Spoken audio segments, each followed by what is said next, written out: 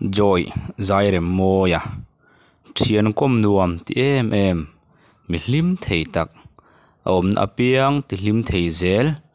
bula om apiang ten an ngai na thin ril rusel pumi midang nena engtik lai po rem na du tu ani afapa palite tan hian mi in pezo tak mai ania afate an puitin theina turatan thei to pa na thok ni in dai joya ti ngai hial khopa thokrim ani asin afate tan hero ani zia hi rechiang tak kania afate hi engkim adi saka rol ot lovin asiam thei ani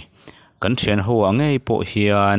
min ti hlim pertu ni in ama hi kan da san bi ka wangin kan thian ho a po hian number 1 ni na peng ni in uana tin kan ko thina chutiang chuan kan soifo bok ani ma se tuna chuan he khovela hian om ve to lova he khovela hian kanin mule ngai to don lo ani kawan ngai tak em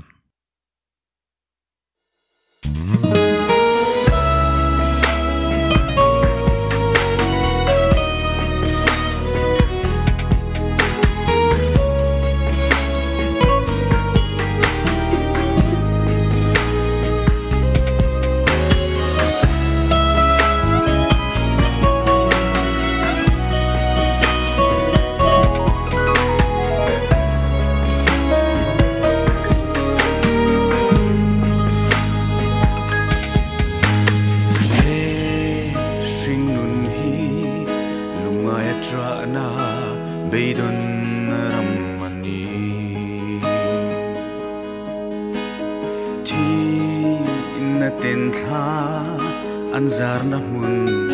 lungdu in thren na ram hlun lo turani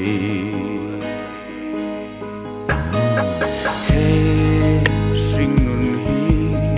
lungai trana beidon ram mani len rual du ten min kalsanin lungai van ram kangai zua tri chu ram moi chu panin min ngai lo ten lein hele nu tiang chunin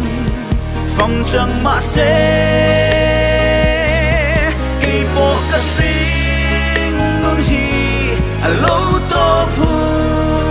na chuan chatwa ta chol ve to anga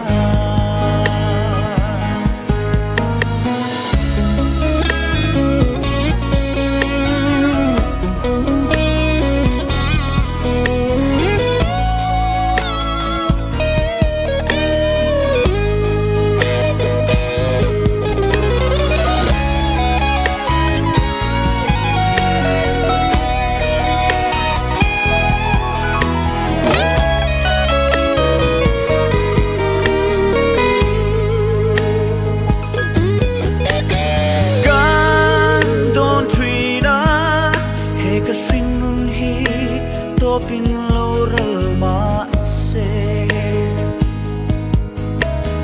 lung ngai wanga katrana zong lal panin chokin limin kaleng to ang churam moi chu panin min ngai lo ten lein hele nu tiang chonin phong trăng ma se ki po ka sing nun hi a lo to phun na chuan chat to ta ka chol ve to anga min ngai lo ten an le